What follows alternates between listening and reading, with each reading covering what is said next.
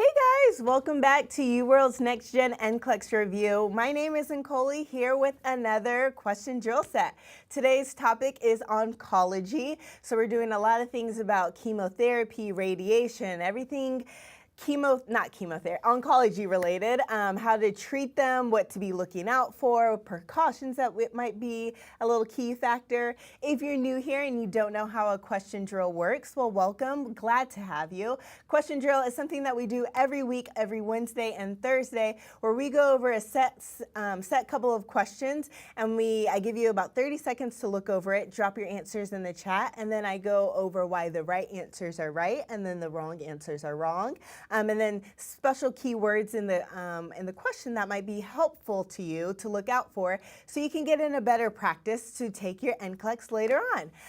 If you have any questions, or if I say something that you don't understand or need some more clarification, we have Nurse Samantha in the chat to moderate for us today, so you can ask her any questions that you would like. Just kidding. But she's there to help you guys get the answer choices if you need them, or if you just want to talk. We love to talk in the chat. I see you guys are saying hi and welcome in the chat. So hello to YouTube, Instagram, TikTok. We got the full speed over there. So love to see you guys already talking in the chat, and let's get started. Thanks for joining in, guys. First question, the nurse is caring for assigned client. The nurse should first assess the client who has what? So this is kind of like a prioritization type of question. So which client would be the most critical? Is it option 1, acute myeloid leukemia is receiving chemotherapy and is reporting alopecia and anorexia? Option 2, esophageal cancer is receiving external radiation therapy and has warm red skin on the neck. Option 3, aplastic anemia is scheduled to receive 2 units of packed red blood cells and is reporting fatigue and pallor.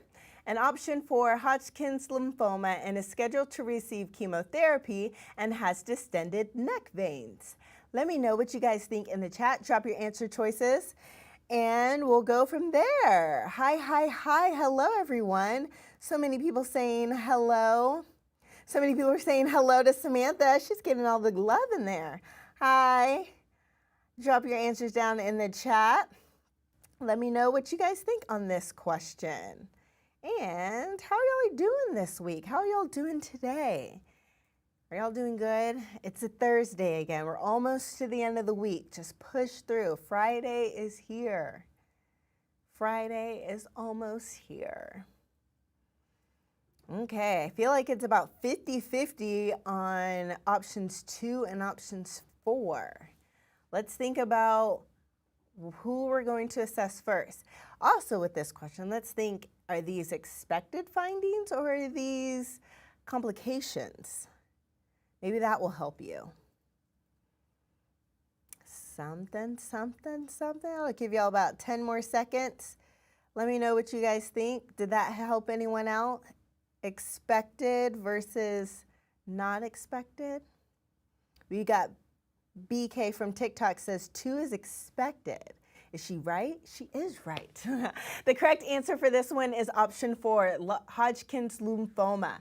So options 1, 2, and 3, these are all expected findings that you would see with whichever disease process is happening. Option 4, the Hodgkin's lymphoma with distended neck veins. This is keen for something called superior vena cava syndrome, which is a oncology emergency when there's an obstruction because of the tumor and it compresses on that superior vena cava, so that blood isn't getting all the way up or all the way through. So you're just having distended neck veins, which is an emergency because that blood's not flowing to the parts that it needs to be. So we would need to have an intervention for this ASAP. All the other options 1, 2, and 3 are expected findings. You're going to probably see alopecia and anorexia with someone who has leukemia.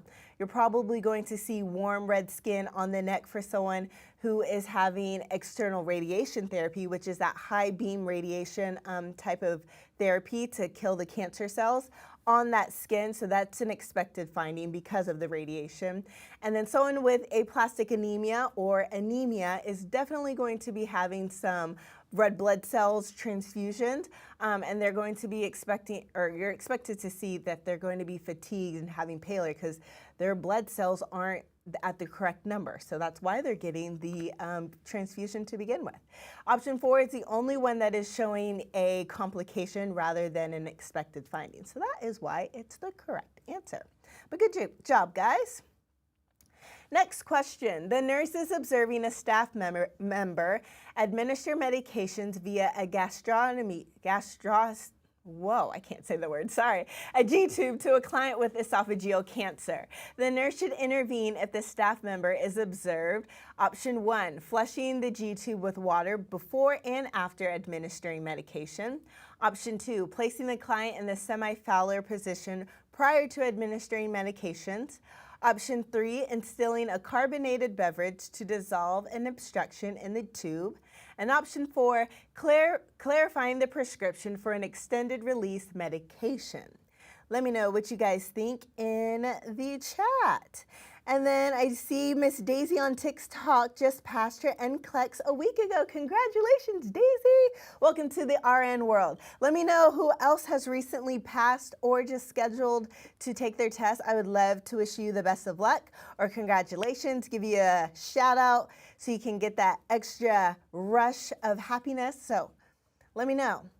Miss Simram on TikTok takes hers in May.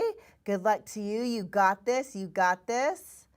Someone's waiting for the ATT. I know that feeling. That is like that long process of in limbo. You can't do anything until you get that. Who else? Abby on TikTok is taking hers April 1st. April Fools, you're going to do amazing. It's not going to be a fool. It's going to be great. You're going to do great. Miss Honey Strable on TikTok takes hers on Saturday. Good luck. You got 2 more days. Thanks for getting that last review session with us. I appreciate it.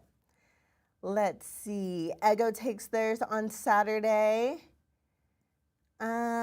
Crystal on TikTok takes theirs next week. Good luck to you. See a lot of people on TikTok taking theirs coming very soon. Anyone on Instagram about to take theirs? We have someone tomorrow taking theirs in April. Jeannie just passed in 85 questions. Congratulations. Good job to you. Good luck. Congratulations. Everything.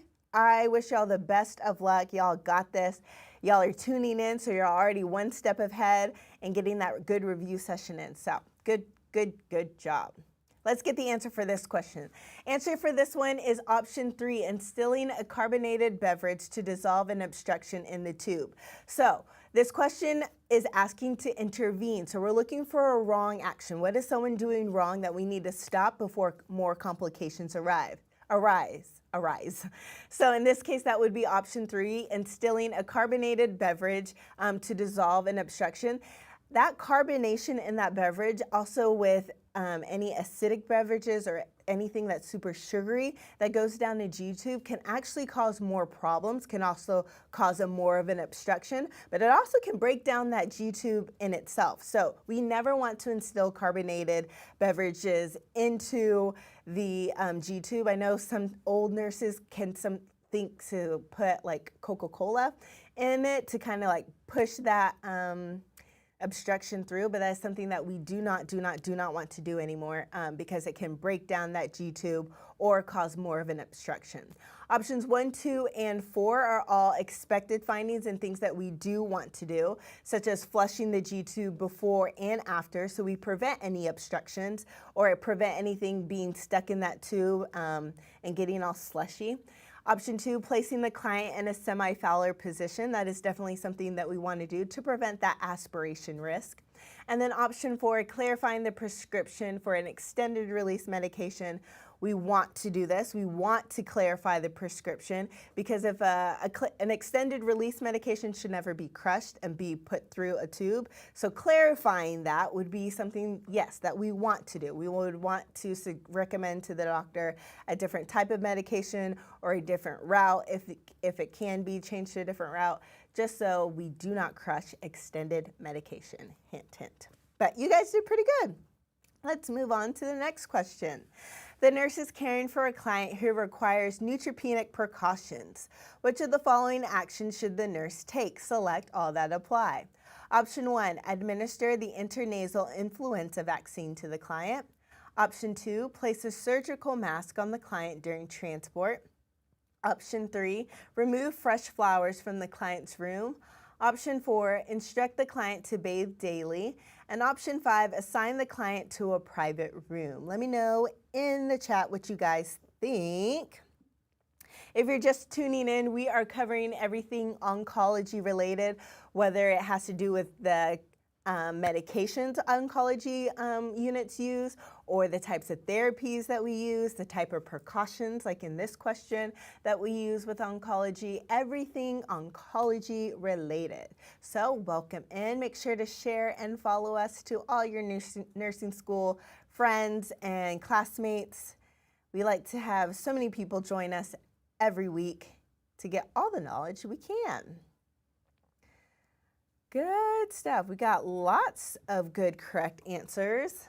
A good mix of 2s, 3s, 5s, and 4s. It is more than one right answer, so more than just option 4.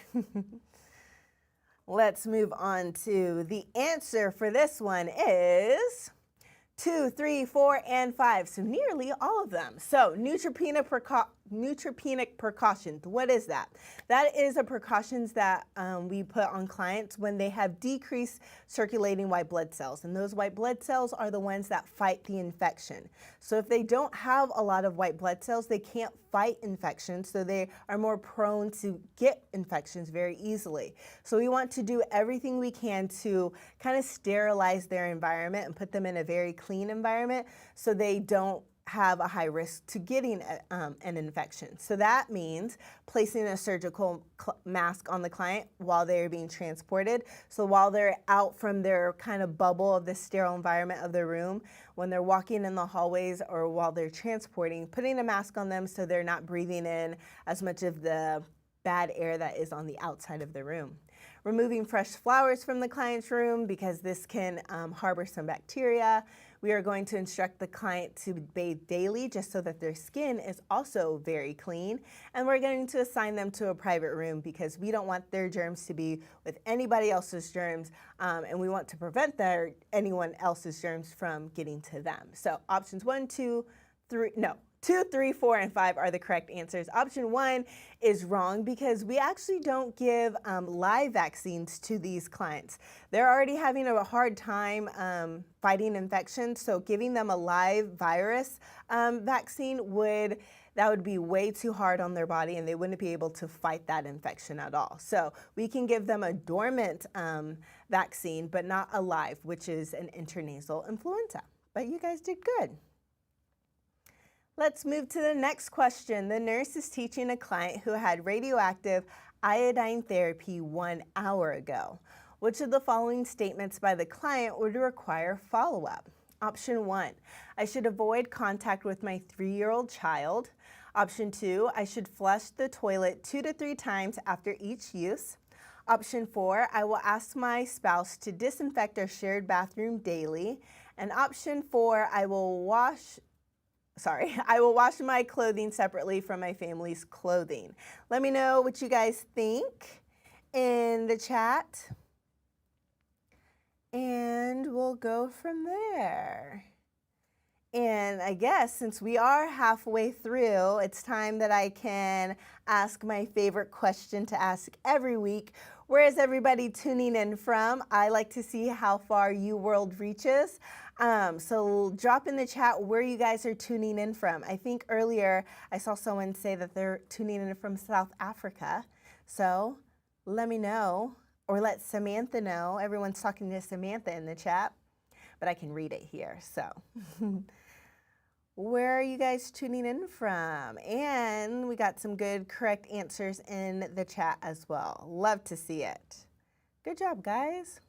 First one I see is Kuwait. We have someone from YouTube tuning in from Kuwait. Hello, hello from Kuwait, or to Kuwait. We have Florida, Ghana, New York City. Now it's flowing in. Maryland, Florida, Canada, no, I said Canada. Kenya is underneath that.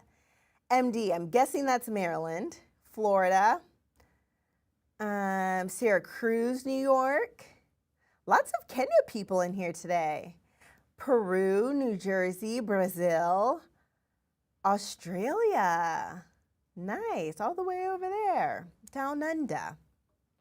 The Philippines, UK, from Canada, and they just passed their NCLEX yesterday with 85 questions. Congratulations from Nike on YouTube. Congratulations, that's awesome. Good for you. New Jersey, Virginia, Romania, Tanzania, Pakistan. Good job. Great job. Because I also see lots of good answer choices as well. The correct answer for this one is option 3. I will ask my spouse to disinfect our shared bathroom daily. So, require follow-up. This is kind of like an intervene question. We're looking for a negatively worded or wrong action in the answer choices. So, with this, I will ask my spouse to disinfect our shared bathroom daily. This is something that we want to follow up on because someone with radioactive iodine therapy, that radioactive iodine, that stays in your system for a long time, usually like 1 to 2 weeks. So you need to be separated from your family and your loved ones for that time, or if you're not separated from them, you need to not share anything, which includes sharing a bathroom. So do not share a bathroom, even if you are cleaning it daily, which is a great thing to do. You want to make sure that the bodily fluids is not being touched in any type of way. So it's just best practice to not be sharing anything at all, including bathroom. Options 1, 2, and 4 are correct teaching points for someone receiving radioactive iodine therapy. You want to, again, avoid, unfortunately, contact with your 3-year-old child, just in case any bodily fluids, even if it's like the droplets of saliva or little particles, that getting to your 3-year-old child could be detrimental. So we want to avoid that. Flushing the toilet 2 to 3 times. This is definitely needed. You want to make sure you rinse that toilet really well every time so your bodily fluids can be flushed and eradicated from that toilet. And then option 4, I will wash my clothing separately from your family's clothing, just because if your sweat gets on your clothing, you don't want to mix it with your family's clothing as well. So just be separated from your family with radioactive therapy. That's your teaching point there. So good job, guys. Next question. The nurse has been advised that a client with tumor lysis syndrome has hyperkalemia. It would be a priority for the nurse to what? Option 1, administer IV potassium chloride. Option 2, initiate continuous cardiac monitoring. Option 3, prepare the client for hemodialysis. And option 4, monitor the client's serum glucose level frequently. Let me know what you guys think in the chat. And I'll continue to give people shout outs from where they're tuning in from. Martha from Kenya. We have someone from Nigeria, El Salvador, Ghana, Georgia, and Zambia. Lots of people from all over, not even the United States, from other countries. So welcome in. Thanks for tuning in, guys. Drop your answer choice of what you guys think for this one in the chat. We got lots of correct answers. Good. Good job, guys.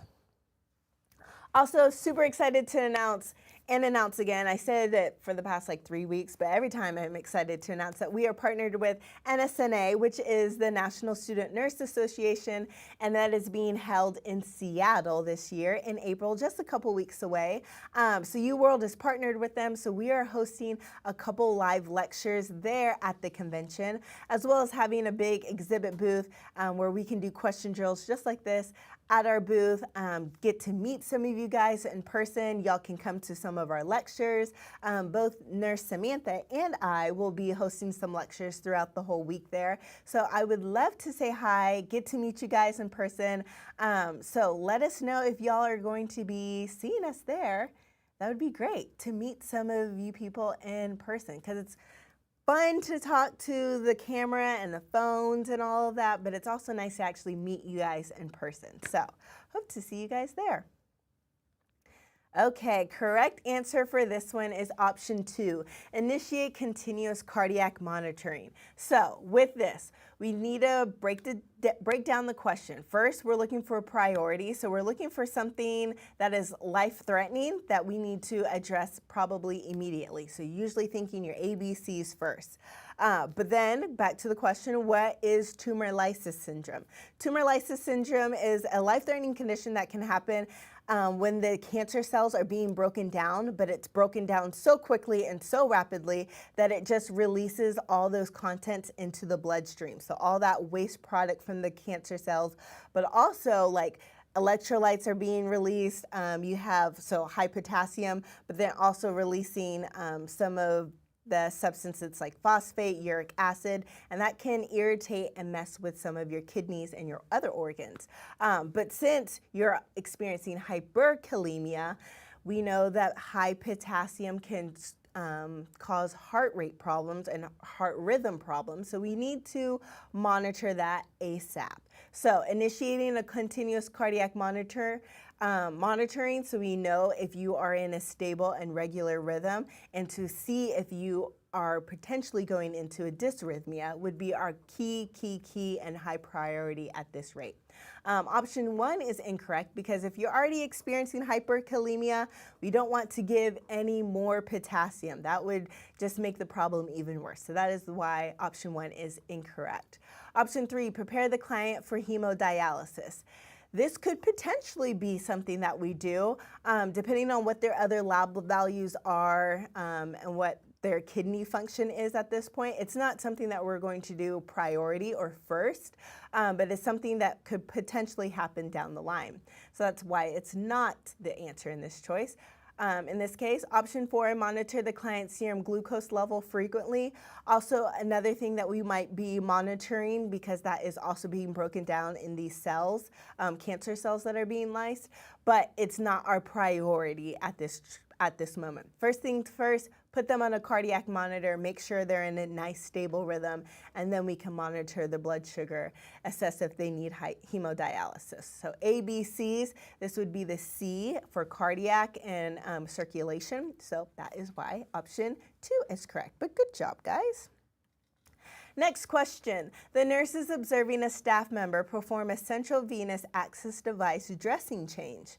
The nurse should intervene if the staff member is observed doing what? Option 1, cleansing the insertion site with alcohol for 10 seconds using friction. Option 2, allowing the insertion site to air dry completely before applying the new dressing. Option 3, placing a surgical mask on the client and applying clean gloves before removing the old dressing. And option 4, applying a CHG patch over the insertion site and covering it with a sterile transparent dressing. Let me know what you guys think in the chat. We're on question 6. We're almost done. Miss Rachie on Instagram said that she wants to thank UWorld because she passed your NCLEX this week and UWorld was her practice course. I am so glad that you used UWorld and it created such great success. Congratulations with passing your NCLEX. I am so proud of you. Welcome to the RN life. Kudos to you. Let me know what other answer choices, there's only one correct answer for this one. This is not a select all that apply. And it sounds like a pretty resounding answer. Everyone pretty much is putting option number 1, which is the correct answer. There we go. The correct answer. So good job, everyone. Cleansing the insertion site with alcohol for 10 seconds. So a central venous access device or a PICC line or an IJ, if you're changing that dressing, you want to make sure you're cleaning it very, very, very, very, very, very, very thoroughly and very well. So 10 seconds is not gonna cut it. That would be okay for a regular PIV, but not a central line. So we're actually going to scrub and clean it for 30 seconds. So that is why that one is something that we would intervene. We want to clean it for a lot longer. Options 2, 3, and 4 are correct things that we would do when changing a dressing. You want to make sure it dries completely after you scrub it for 30 seconds. You're going to place a surgical mask both on the client and on yourself before you do anything, before you take off the old dressing, before you put on a new one, while you're cleaning. And you also kind of have them turn away just because you want everything to be directed away from that site while you're cleaning it. And then option 4, applying a CHG patch over the insertion site. This is just an extra precaution, an extra step to help keep the infection out from the insertion site. So another correct thing to do. So good job. Question 7. The nurse is caring for a client with leukemia who is receiving methotrexate. The nurse should recognize that methotrexate is administered to what? So this is a simple knowledge and understanding type of question. What is this used for? Option 1, reduce nausea and vomiting. Option 2, prevent hemorrhagic cystitis. Option 3, inhibit the division of cancer cells. And option 4, increase the number of mature white blood cells. Let me know what you guys think in the chat. And make sure you check out our event page at uworldnursing.com to see all the topics that we're covering in the next couple of weeks. We just lay it out there so you can be prepared if there's something that you really want to look forward to because you're maybe learning that in your class. You can tune in. Everything is on that page, as well as a 7-day free trial for UWorld. And then you can also subscribe to the question of the day. So lots of good resources on our homepage, on our website. So check us out. Also, you can let me know in the chat, I haven't asked a question in a while, what topics you guys would like for us to cover, and then we can start incorporating that into our calendar in the next couple of weeks. So what topics would you like to see? This morning when Nurse Samantha asked, there was lots of pharmacology, which is a trending topic now. I feel like a lot of people are in their pharmacology courses right now. So let me know what topics you guys would like us to cover, as well as your correct answers. Lots of correct answers in the chat. Good job, guys. Fluid and electrolytes, that is a good topic. We actually did a fluid or an electrolyte video a couple weeks ago. You should check that out on our page. That has a lot of good lab values and things to be looking out for. That is posted. Pharmacology, and here the pharmacology questions come. Everyone loves a good pharmacology question. Yes, I do too. There's so many medications, hint, hint, on our screen that we have to understand. Pharmacology. Does anybody want something other than pharmacology? Okay, maternity. We have some maternity question or needs in here. I'll get Samantha on that. That's her specialty. Endocrine and more pharmacology. Okay. Pharmacology. Samantha, are you hearing that we also need mental health? I mean, not mental health, maternal health. Woohoo! So the correct answer for this pharmacology question, methotrexate, just a knowledge-based question. Methotrexate is a cancer medication that is used to inhibit the division of cancer cells. So they target the abnormal cells and they try to kill it off. And it's just a medication that we give. So yes, nice, easy, to the point. All the other mechanisms of actions do not correlate with this medicine. So that was straight to the point. Last question of the day, let's go. The nurse is teaching a client who is scheduled to receive chemotherapy. Which of the following statements by the client would require follow-up? Option 1, chemotherapy targets cancer cells in my body that are currently dividing. Option 2, my urine may contain a trace amount of chemotherapy for several days.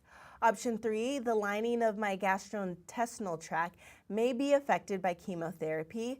And option 4, chemotherapy will be administered through a small peripheral venous access device inserted in my hand. Which one would require follow-up? So we're looking for something that is not exactly true. Try to read each sentence individually and make sure everything in that sentence or everything in that choice is correct all the time. That's a little hint, hint. Good job. Also, let me know how many questions, this is the last question of the day, how many questions out of 8 you guys got right? Let me know, let me know, let me know. Lots of resounding option 4s in here. Good stuff. If you enjoyed today's lecture, we go live every Tuesday, Wednesday, and Thursday. Tuesdays, we hold lectures, just straightforward with a couple of questions, but Wednesdays and Thursdays are our main question drill days. Tuesdays, we go live with our lectures at noon Central Time, and Wednesday, Thursday, we go live at 11 a.m. Central Time and 3 p.m. for both days. But we're also thinking about adding an evening time. Would an evening time be something that you guys would be interested in? Let me know in the chat if y'all would like something like once you get out of school, once you get home from work, would you like an evening time? And what time would evening time work for you? And make sure you put your time zone because we're in Central Time. So I gotta know how to translate that. Let us know in the chat if evenings would work for you guys. Okay. Correct answer for this is option 4. Chemotherapy will be administered through a small peripheral venous access device inserted in my hand. So we're looking for something that requires follow-up, such as something that is not going to be done, something that is a wrong action. So this is incorrect. We don't want to administer chemotherapy through a small venous access device inserted in the hand. There's so many things wrong with that. We always administer chemotherapy in a very large vein, so usually they get a PICC line or a port because it also happens very usually frequently, so you want to have access to that at all times, and PIVs usually only last a couple days, so we want a longer standing, long-acting, longer standing type of line in a large vessel, so a central line, and then it's also very, chemotherapy can be a vesicant, so if it's in a small thing and in your hand, that's just gonna eat away and tear at your vessels and maybe even your skin. So that is definitely something that we do not want to do. Options 1, 2, and 3 are all correct things that are probably expected. Chemotherapy does target the cancer cells in the body. Your urine can have traces amount of chemotherapy. That's why you flush a couple times, especially if you're getting like iodine therapy. And the lining of your GI tract may be affected. A lot of chemotherapy clients complain of upset stomach. So those are all expected findings and usually always happening, but option 4 is something that you never want to happen. So good job, guys. Thank you guys so much for tuning in. I see a lot of people say yes, yes, yes for an evening time, so we'll figure out a way to factor that in the next couple of weeks. But thank you guys so much for tuning in. I will see you guys next week. Have a good